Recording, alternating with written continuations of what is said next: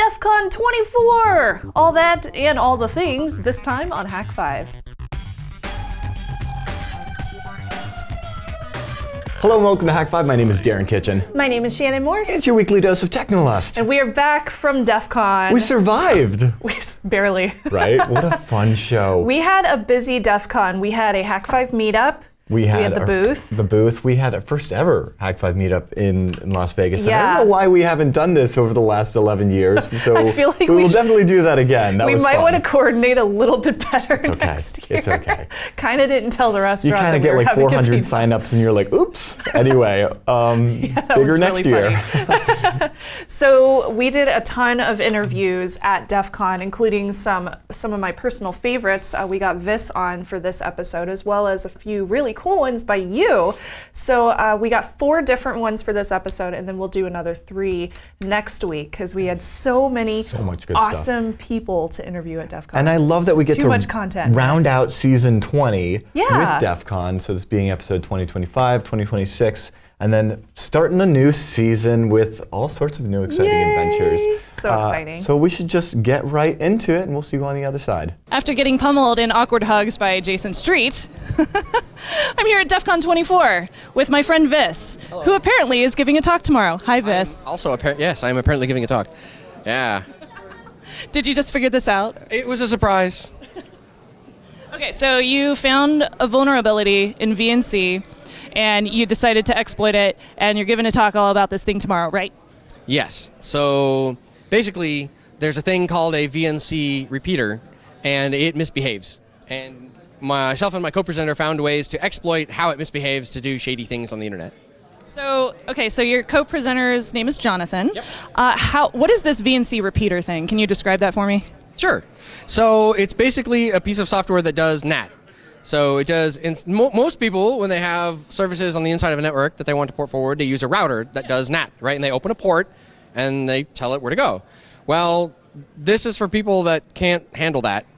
And they have a Windows computer directly connected to the internet, and they run a piece of software and it does that NATing for them. The intention of this software is to NAT VNC ports to VNC hosts on the inside of a network, but it will NAT whatever you want to everywhere. Inside, outside, local host, wherever. That sounds dirty. That sounds awkward, It's sir. so nasty. I don't even understand how they got so far. It's so bad. I'm leaving that in. So, what made you decide to look for this of all the vulnerabilities in the world? Why did you focus on this one? So, as a hat tip to like the scientific method, the way that these things get really interesting is one person does a bit of research, and then another person builds on that, and then another person builds on that, and at some point you have this little Jenga tower, right? You just keep doing these interesting research projects based on one another, right? So I did a whole bunch of VNC stuff like 6 years ago, and that inspired other people to do VNC research, and now we're all working together, and we keep doing these bizarre projects, right? So Jonathan's project was scanning all the VNC endpoints on the internet to see what versions of which were the most popular, and there's only like 15. Okay. And of those 15, 8 or 9 are honeypots. So there's 6 or 7 legit VNC version numbers, and one of them is all zeros. And immediately that caught our eye. We're like, everything else has normal numbers, but there's like a whole bunch. There's like 37 or 3,500 that are all zeros. Why is this one all zeros? So we started investigating that, and basically discovered that all zeros means it's a VNC repeater. So we started playing with the repeater, and it turns out that it'll repeat whatever you give it. So that ended up turning into like this long diatribe on Twitter DM of literally code snippets going back and forth since February until we had like this working proxy where we could just start a proxy and then, oh my God. People are getting a little naked behind the camera. It's a little awkward. DEF CON, right? This is DEF CON, everybody. So, okay, can you walk me through the steps of how you're able to make this exploit happen? Like, just 30-second spiel. Sure. Basically, it's a proxy request with a bunch of padding in front of it. So the proxy wants 250 bytes of padding, where the last bytes are your request. So all you have to do is write like a 30-line Python script that builds your request, and then you just take user input from the command line and say whatever this request is, wrap it the right way and send it along, and then you get stuff back. So now we have a Python script that is a local proxy. You start it, and it runs and opens a local port, and then you point your browser at that local port, and that's why we call it Stargate. You just end up somewhere else, and you come out over there. So it's just like an HTTP proxy, but it's VNC. And you mentioned the Apache server. Right. So this allows you to gain access to stuff that is internal to the remote network because it's a proxy, or running on the local server. So if that server is also running Apache, for example, or SQL or anything else, you now have local host level access, which means like MySQL, for example, by default will only talk on localhost. Well, you can access that. Apache has like a server status page, which you can only access if you're localhost. Well, you can get at that. So there's a whole bunch of stuff that this opens you up to in terms of access, because the server believes that it is you and you are it, because you are proxying through it. So it is sending traffic to itself, which gives you certain levels of access. That's really bad. Have they patched it? Is there a CVE out? Anything? So the application doesn't have credentialing. Like, you don't have to log into it. It's because it's a GUI app that runs on the Windows machine. So if you want to change its application, if you want to change its settings, you just go to the thing and change the setting. But it's a web server, so it talks to itself. So the fix was basically to automatically whitelist things, so that when people put in a bunch of IP addresses for destination stuff on the inside of the network, the application would only permit traffic to those unless something was specifically written in. However, since apparently they didn't address the you can just change the settings problem, you can just change the settings first and then go back to what you had before, which is, yeah. So their fix was like, fix wasn't even a Band-Aid. The fix was a picture of a Band-Aid that they showed you for a moment. No, that's so bad. Welcome to the internet. Seriously. This is the internet. So do you expect for this project to go anywhere in the future? Or like, are you going to release the code or anything like that too? Yeah, there's code that's going to get released. So it's getting released tomorrow at the talk. I'll have the description later for you, or like the URL. We also plan on writing a SOX proxy so you can tunnel other protocols, because right now it's only HTTP and HTTPS. You could probably do Telnet too, maybe if we wrapped it right, but the intention is to basically turn it into like a full-blown actual TCP proxy. Because if we can wrap TCP, then we can do all sorts of other stuff. We can like Nmap through it. We can do DNS forwarding through it. We can do all sorts of weird, shady, evil, bad guy things. I feel fun things coming for everybody out there on the internets. Cool. Well, where can people find your work? I know you have some amazing things happening right now. So I just recently started a company, and it's called Phobos Group, and we have our own little GitHub repository. It's github.com/Phobos Group. And we have the duct tape C2 thing that I built and created last year, which is like a surveillance-based command and control system for pen tests. So that's available there. The Stargate project is on Jonathan's GitHub, but as projects appear, they'll just show up on the GitHub pages. Well, thank you, Viss. I thought that was really freaking cool. I probably can't make it to the talk because I'll be vending at my booth all day, but I will see you around. Let's get drunk. Let's get drunk. Okay. Thank you, Viss. Yeah.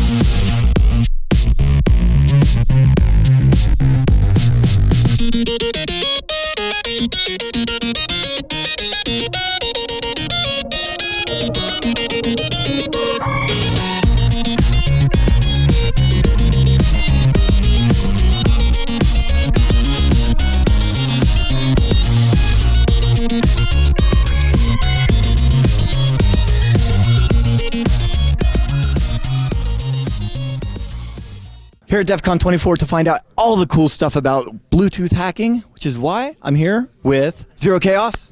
Hi. And Granolocks. How's it going? And tell me about Blue Hydra.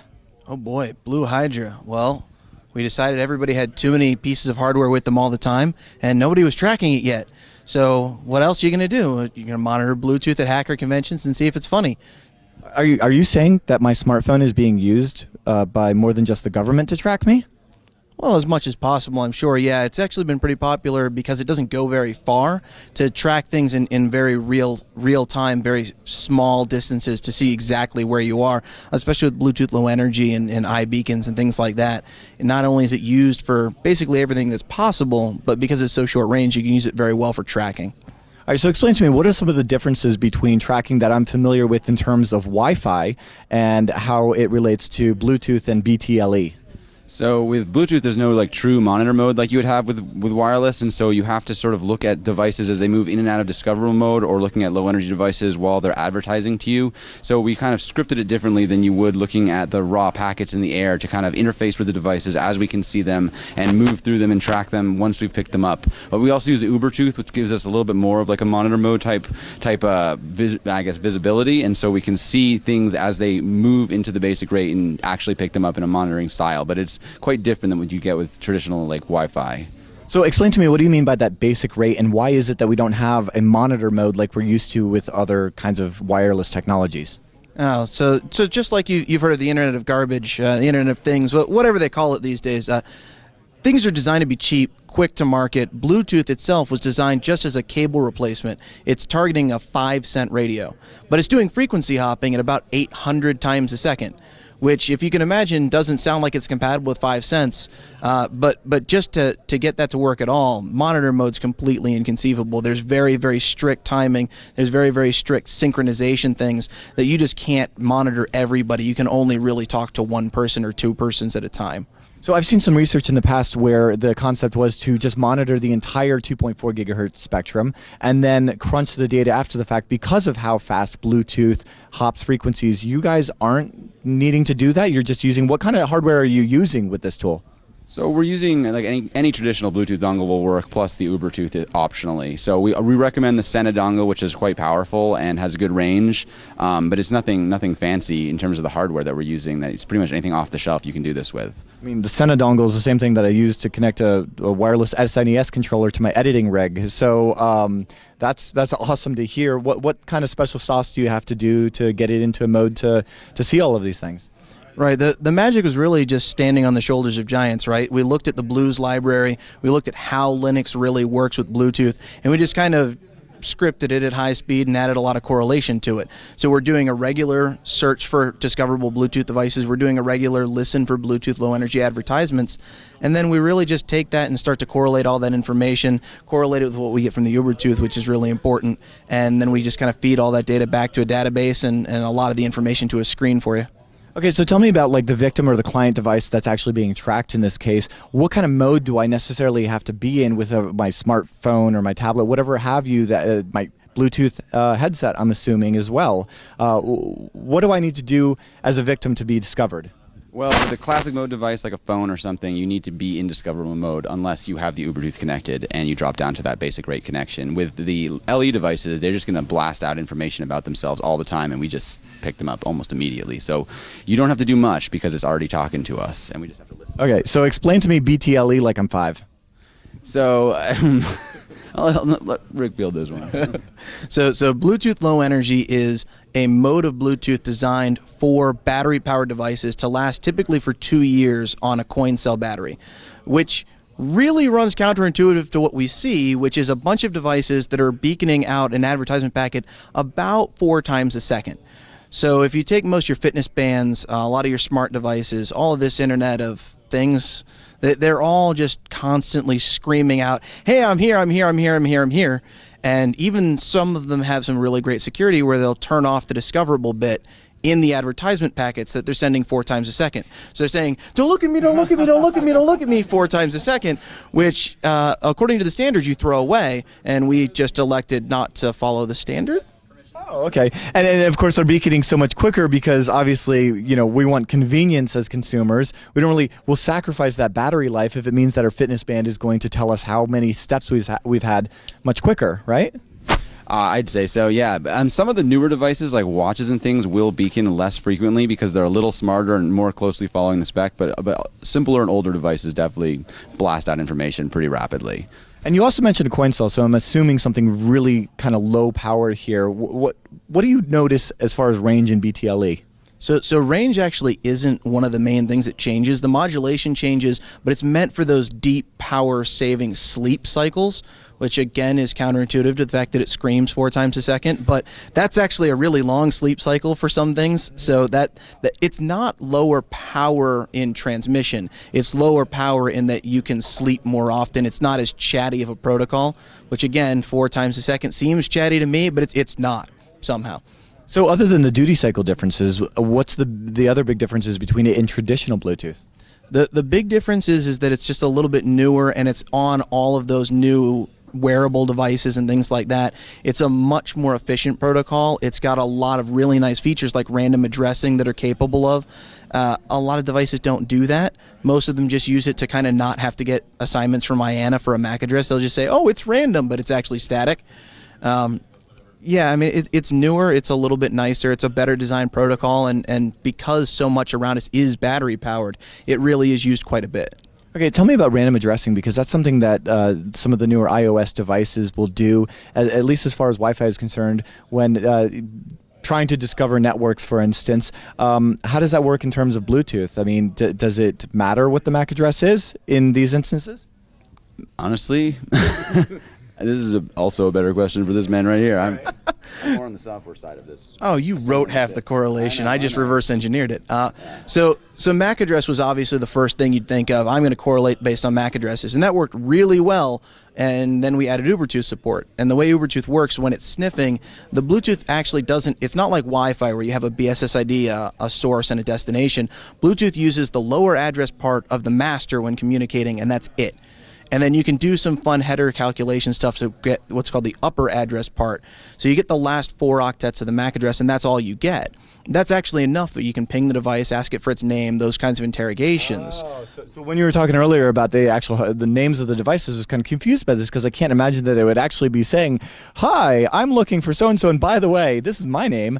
And so because they're not advertising exactly who they are, but through your, math foo, you're able to find out exactly what query to do to get it to respond and say, "Oh yeah, I'm around." Right. Again, shoulders of giants, the Ubertooth team's math foo. But yeah, we use their software and we can derive enough to communicate with those devices, and that's all we really need. What we found was even more entertaining as we moved more and more into the Bluetooth low energy testing phases. Things like iBeacons, their unique identifier is not actually the MAC address at all. So the way this stuff works is you have an app or something on your phone for a loyalty program. I'm going to go to Cyberdelia and I'm going to get the loyalty app, and when I go to the bar, it's going to tell me immediately, because an app is on my phone picking up a Bluetooth beacon at the bar, oh hey, it's 10% off drinks tonight. So that's the target of what those are for, but the way that works is it's got a unique identifier called the proximity UUID, which is typically from like the manufacturer of the hardware, and then a major number, which is this is at Cyberdelia, and then a minor, which is this is bar number 2. And then my phone picks that up, it looks up what it is on the app, and it says, oh, it's this coupon. And the MAC addresses can actually change, and quite often do, because it's not a unique identifier and they don't want people spoofing them.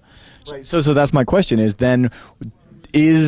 Blue Hydra spoofing them to get them to identify themselves and be like, "Oh, Cyberdelia, yeah, I'm looking for coupons."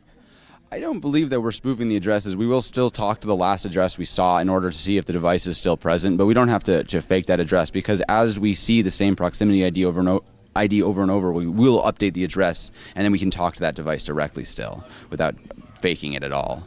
So what's the user experience like? What's the use case for me as a penetration tester? How can I use this to track clients, and what other fun stuff can I do with that?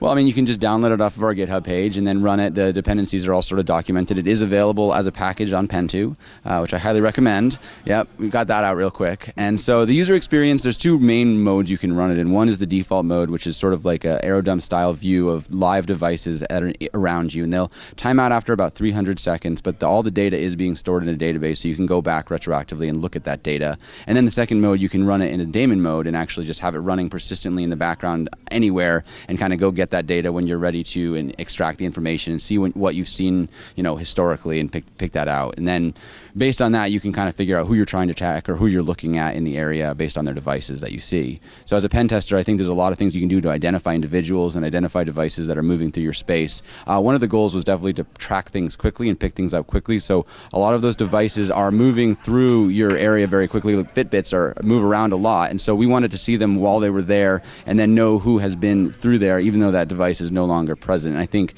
from a security perspective, that's a pretty valuable thing to be able to see. That sounds really interesting. So what are the kind of like dependencies? What am I going to need to deploy this? Well, mostly it's written in Ruby, so you'll need Ruby, and then it uses SQLite as the database backend, and then it's basically like Python and the Blues library and some Python bindings for it, and that's about it. A few gems to work with the database, but not too much. And as far as the log analysis, if I set up a bunch of sensors, what's the easiest way to kind of do some correlation and see, like, make some sense of all of that?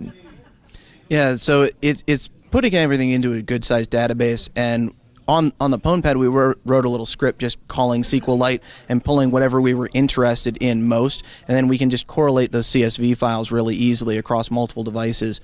It's interesting what we track, though, I think. Not just the information about the device, but the RSSI. We actually have a timestamp on every one of them, and we store quite a few of them. So we can track things like how long has this device been here? Has it been moving around? Has it been very stable? You would have, in an environment where you have nothing, it's really easy. I saw something bad. Now, what about for a place like this where you've got people moving around all the time? What would be interesting? I think what would be interesting would be something that didn't move.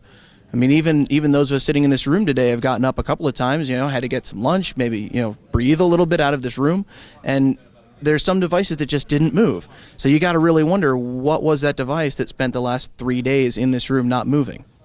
Oh, that's exciting. So in addition to knowing every time that you went up to go pee, I might tell what device you left behind. Absolutely, and if I had a Fitbit, you might know how many steps it was to the bathroom. Well, there you go. All right, cool. So where can people find more information about the research and get their hands on the software? So you can get it on the Pwnie Express GitHub page. It's github.com/Pwnie Express/Blue_Hydra. And then you can just clone that repo or download it as a zip, and it documents the dependencies and has the information about how to run it and get it going. Sweet. So any right as we wrap, I want to know, in testing, were there any fun stories of things that you discovered that you weren't expecting to discover? We definitely found more than a few things that we weren't expecting to discover. The first thing that was really the most surprising to me was when we first got this barely working, was right around ShmooCon last year. And we ran this at ShmooCon, and just the sheer number of devices at a hacker conference in DC focused on, security and government and whatnot, it was shocking. We ran it for 9 hours on Saturday, and we actually learned that our processing was far too slow because we logged so much it took 8.5 hours to process it. So we've currently made it a whole lot faster than that, but we found a couple of bottlenecks because, oh man, so many devices. That's good. It's good to hear you're not using grep anymore. That's awesome. Okay, well, I highly recommend everybody go and check out the GitHub. I really appreciate the research and the work that you guys are doing for the community. I can't wait to play for the tool. When you've got that great idea, do what Shannon and I do and take it to the internet using domain.com. They have a fantastic domain exploration tool that'll help you find the perfect domain name just for you. And their checkout process is super simple, which means your website will be up and online in no time flat. And get this, the guys over at domain.com are huge fans of Hak5, so they want to hook you up with an extra 20% off, and all you have to do is use the coupon code HAK5, that spells Hak5. And you know what? You can even tweet them at domain.com and say, hey, thanks guys for supporting Hak5 all these years. So when you think domain names, think domain.com. Hey everybody, Shannon Morse here from DEF CON 24, and of course, I had to find the guys who did a talk about the black badge. So this is Joe over here, and this is Mike over here. Joe, why don't you introduce the rest of your team? So we're all a bunch of guys from Portland, Oregon. We kind of spend a lot of time together hacking on various things, and this is one of our projects. So we've got Mickey over here, which is kind of act as a ringleader. Jesse, who is our actual genuine black badge holder, to give us some guidance. Dean, who is good at everything and kind of our 503 mentor, and Kenny in the far corner, who has many skills, but is also the human pick and place machine. Okay, so I guess we should start off because a lot of our fans haven't been to DEF CON. What exactly is a black badge and why is it so important? You want to lead on this? Yeah, so basically there's a ton of different conferences or contests that happen throughout the weekend, and specific contests are deemed important or big enough that the prize is a special black badge or Uber badge that once you receive one of these, you can use that. You basically use that to gain free entrance to DEF CON for life. So next year you'll come back, you'll trade in your black badge, and they'll give you a human badge for the new contest or new conference that year, and you can just keep using that from now on. So these are actually very valuable. And That's amazing. So can I ask, how did you get your black badges, or is that a secret? No, I was on a team that won Capture the Flag in DEF CON 14 and 15, so I have the real version of this one. Yeah. That's so cool. Okay, so let's go into your talk, your discussion, your presentation. First off, what did you guys do? You want to say that? Well, each one is kind of a slightly different story, but some of them are similar to the human badges, and so we're able to sort of reverse from what the human badge is and from photos online and do photometry and recreate it and reverse engineer it. Some of them are very, very similar to the human badges, but there's not a lot of actual online information about them, so you really have to reverse engineer them. And some of them are completely different from the human badges, and you have to reverse engineer it and backdoor all the suppliers. Okay. Yeah, that one looks extremely complicated, so I definitely want to get around to that one. But it kind of reminds me of my friend Johnny Christmas, who did the 3D printed TSA locks.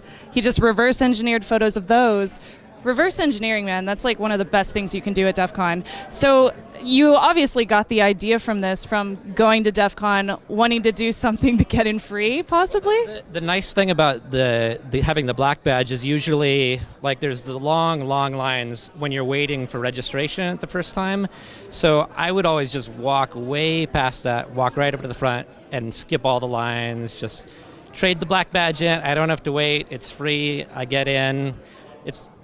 It saves a lot of money, but it's also really nice being able to just skip the badge or skip the line entirely. Of course. That didn't work out quite the same way this year because there was a bit of a mix-up with the black badges and Inhuman registration, but previous years it's gone way smoother. So. Okay, so let's go into how you made this happen. Who should I chat with about that? You want to chat with me? Do you want me to walk through each of the badges? Yeah, absolutely. So Mike's actually wearing the first one. The first one we had to put together was the DEF CON 22 Uber badge, and this was this was probably one of the easier ones because we had the schematics and the board layout files for the human badge. So Mickey kind of started poking and prodding at us to work on this. He asked me to kind of revise the circuit board layout. So we took the human badge, which had a different outline, and I changed it in a board design program so it was the shape of the Uber badge. Mickey went through and found all of the artwork and reproduced it pixel for pixel accuracy, and I placed it on the board.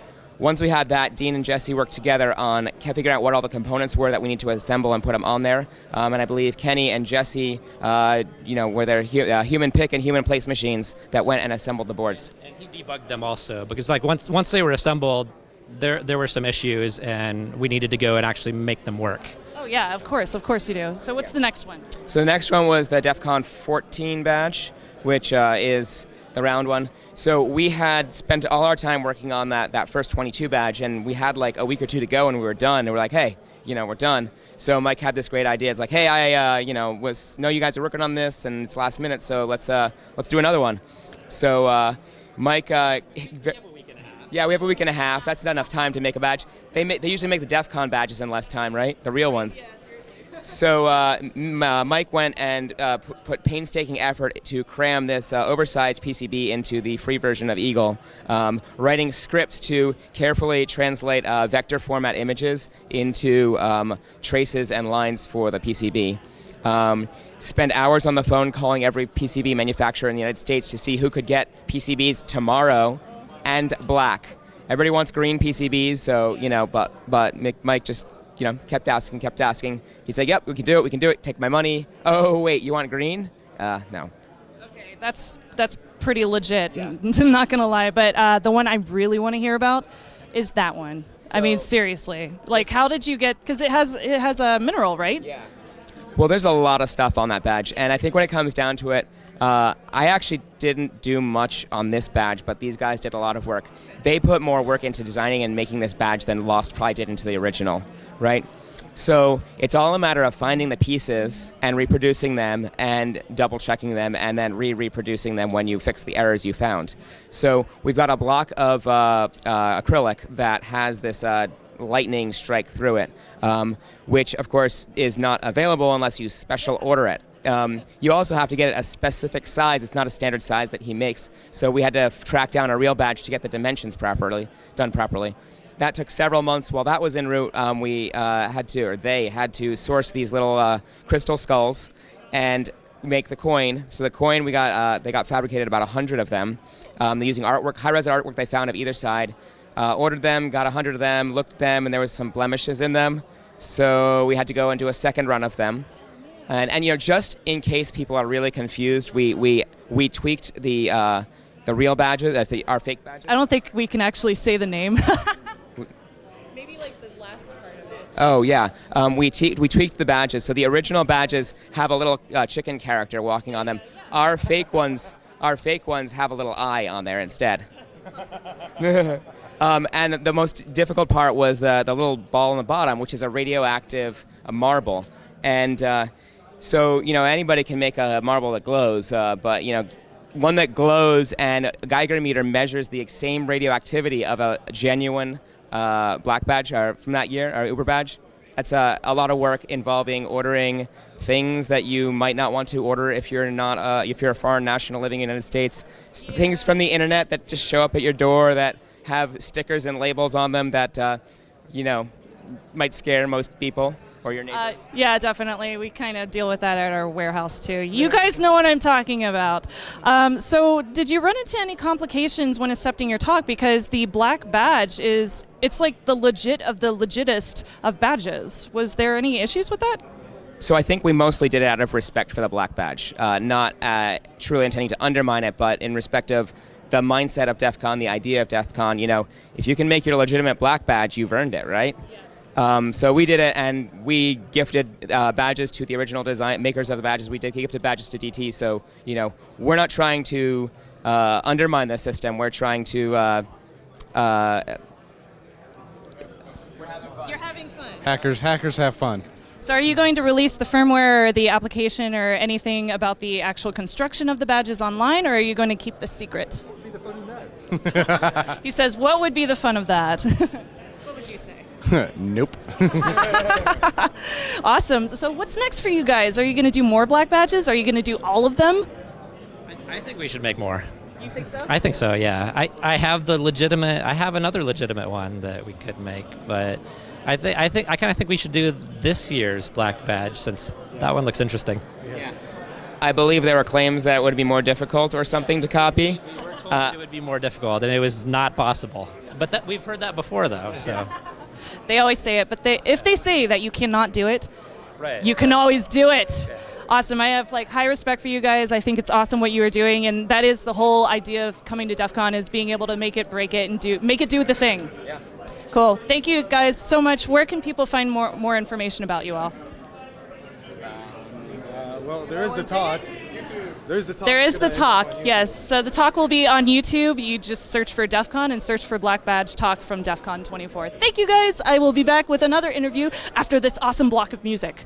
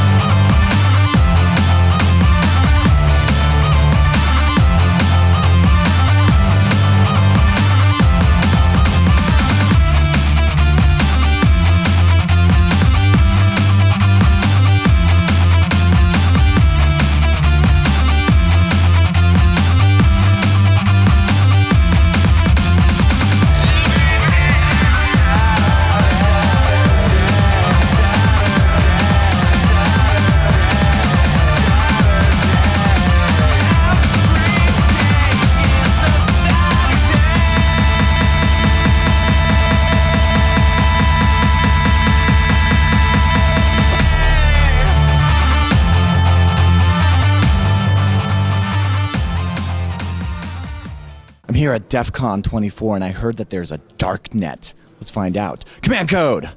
What is this dark web I hear about? It is a contest that we run every year at DEF CON. It allows you to, it's basically a big MMO that teaches you how to do things. I thought the deep web, dark web, undernet is something where people go to buy drugs. You might be able to do that, but not on our darknet. Awesome. So this is a contest. You guys have an awesome badge. Tell me about how this works because I've never played. Awesome. So about a week before DEF CON or so, we put up a teaser site. You can go answer those questions. If you answer those questions, this year we allowed people that answered the questions to actually get a code. You can bring those codes to then get your darknet badge early. Once you sign up, you basically get, it's a big MMO. You basically get a bunch of quests, and we send you out on doing different quests. They range from learning sign language to decrypting ciphers to learning to solder and putting together a badge. So it's like an alternate reality game or something? Pretty close, yeah. And so this is ephemeral, only exists at DEF CON, right? Currently that is true, yes. Okay, so Zero Altitude, how did you get involved in this project, and what's your favorite part about being involved? Sure. I started about 3 years ago when the software infrastructure was getting developed. I participated in that and quickly started to take the role of helping to organize. So Command Code and I organize a large team now of about 20 people, and I really enjoy the software infrastructure side, and I like getting to meet all of the agents because there's hundreds of them now. Okay, so you talk about agents. This is what, story-driven? Explain to me that. Yeah, so this the storyline of the Darknet is based around a series of books by Daniel Suarez, The Demon and Freedom, which has a sort of a dystopian future AI kind of a storyline, and we plug into that and use our demon to be that demon, which in the book sends you off on these missions, and in our event sends you off on the quests and the learning adventures that you take here. Also, huge fan of those books, so if you haven't read them already, go and do that. Actually at our booth pretty much the entire day yesterday. It was awesome. Right? That must have been amazing. So do these stories continue with each consecutive DEF CON? Yes. So last year's built on this year, or this year's built on last year's, and then can't reveal it just yet. But this year there'll be a cliffhanger to next year's.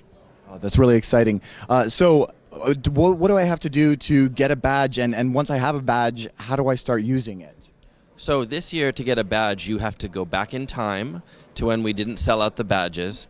And then, so when the people completed the teaser, they got a special code that let them get the badge beforehand. We went on sale from noon to about 1:30 each day before we sold out for the day. We had laid out 2 blocks, one for Friday, one for Saturday. We had a table out there in the main event area where you could buy the badge.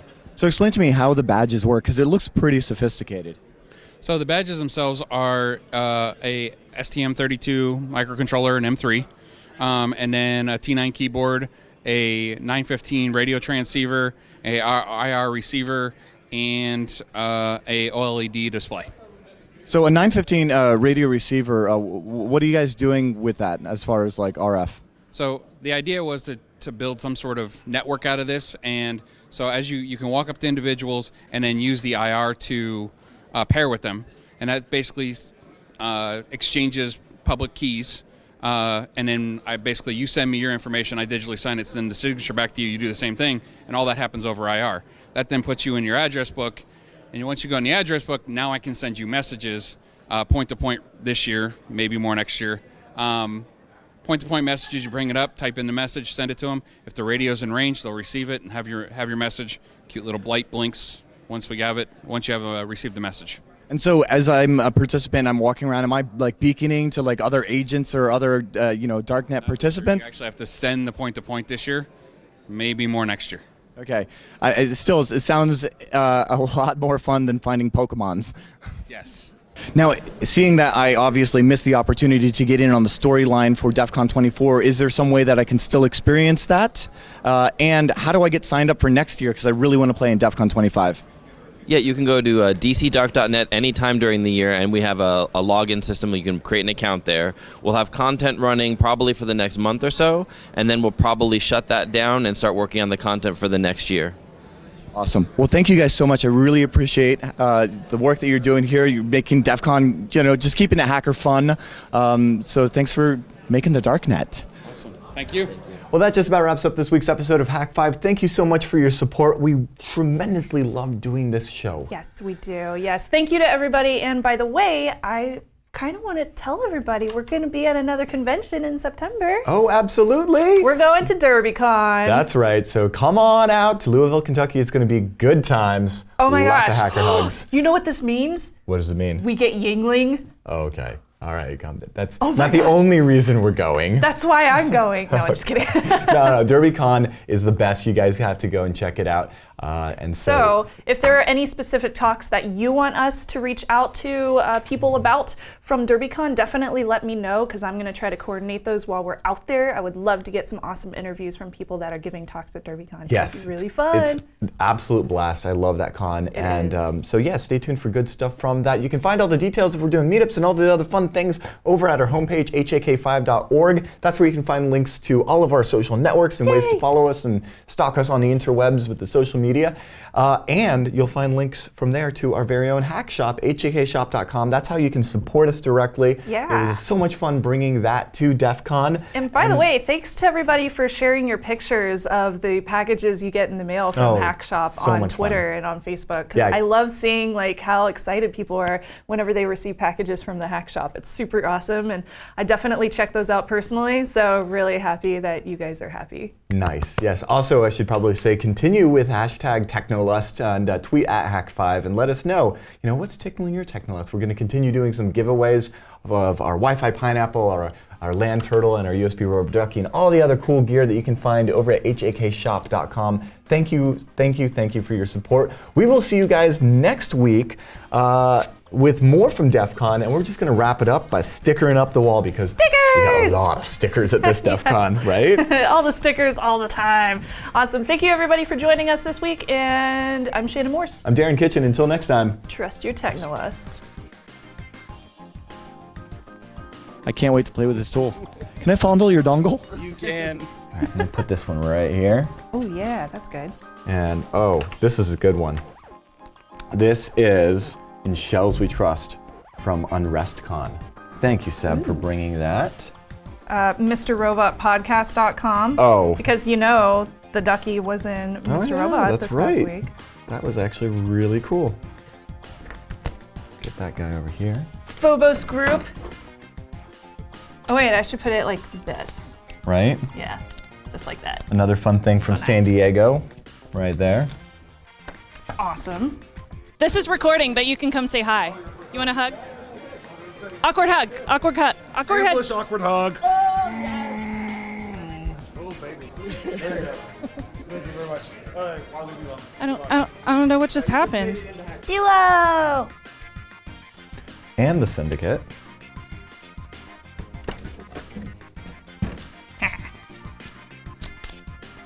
Oh my goodness, where are the rest? Oh, there we go. Women in security and privacy. Heck yes.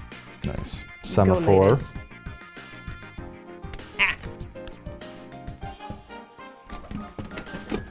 He